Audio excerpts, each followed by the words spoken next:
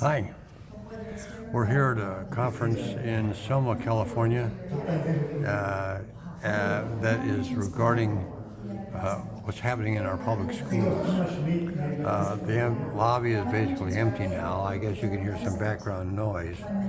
However, the place is filled, and I know this sort of thing is happening all over the country. So we are here to talk basically right now to give you the first commentary on Mama Bear Apologetics Guide to Sexuality, the introduction to the book. This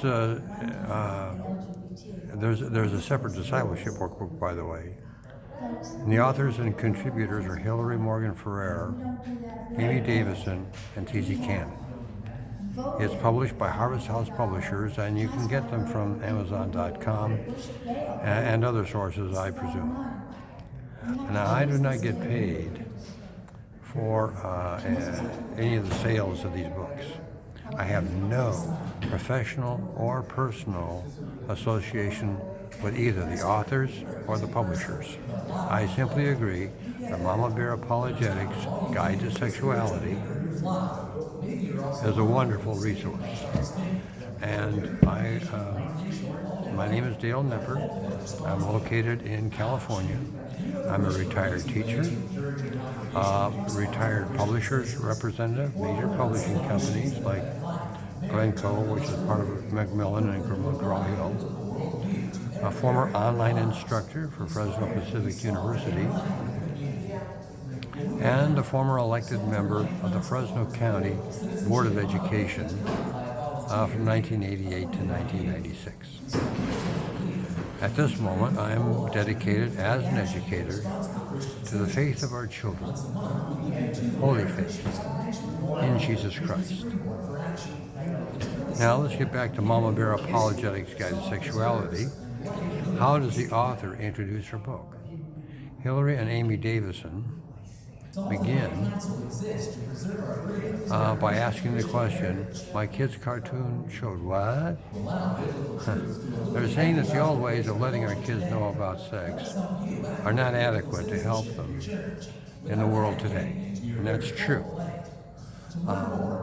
They outline what to expect in their book. The authors tell us, quote, what we aim to present here is a biblical perspective to backtrack how the enemy has broken God's good design and to emphasize a loving attitude toward real hurting people behind each of these issues, but also to tackle the topics in a way that you can start reinforcing biblical sexuality for your children. Are you up for it? End quote. Then they talk to us, the intended readers, saying that some of us will think that everything is our responsibility, but such folks need to release what is beyond their control and still make a full effort to do all they can do to guard their children's faith in God and a healthy life. Next are those parents who think it's all God's responsibility, but these folks need an alarm bell to wake them up as to what's happening. They may be assuming that school and society are similar to the ways when they were in school and growing up. No, not at all. Finally, there are those parents who think they've already blown it because of their own sinful past. It's not until we have made real peace with God that we can guide our kids in a healthy way in sexual freedom from self-destruction. The authors Ferrer and Davison continue to say that because you may have a sinful past, that does not disqualify you from correcting and guiding your children. They say that putting our sinful past in the past is the key to being able to guide our children. The key to accomplishing this is to confess sin, repent of sin, then trust Christ to forgive that sin. Then forgive yourself. May I personally add, and this is beyond the book, that if you correct your children You are not condemning them. You are discerning, telling the difference between good versus bad. But you're not condemning their spirit, not crushing their spirit. Instead, as a parent, you are simply giving a result for their bad actions. And this is very important. The Bible tells us that correction is a way of life, and we must learn to be corrected, to adjust. Accordingly, that's how we mature. That's how we learn to succeed, how we peacefully relate to one another. And by the way, that's how we get playing time on the football team. Thank you so much. May I add something else that I may add that may help you right now, and this is beyond the book? Most of us are in no position to homeschool our children, nor to pay for private education. Most of us feel stuck with sending our kids to public school. I have a suggestion for these parents.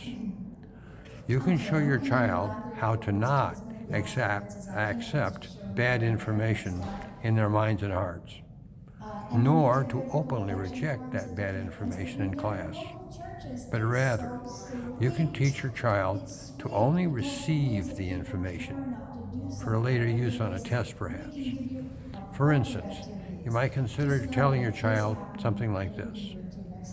There are likely to be some things your teachers or other people at school tell you that do not agree with what we teach you here at home or that you learn in Sunday school. If that happens, here's what to do. Just listen. Do not say that you agree with such a thing, but also do not argue with a teacher. Simply write down what you saw or heard that disagrees with what you learn at home or Sunday school and bring it to me. As a parent, I'll decide what to do about it. Maybe we'll just talk about it. Maybe I'll go talk to the principal. Who knows? It depends on the situation. What to do depends on what happened. Now, I personally cannot answer many messages, but what I can do is look to see if a lot of folks are getting the same problem. And there may be some outrageous things that happen. Your comments are welcome. Before we go, please click the like button on your screen and please consider subscribing. The next segment will be on Chapter 1 of the book, Mama Bear Apologetics, Guide to Sexuality,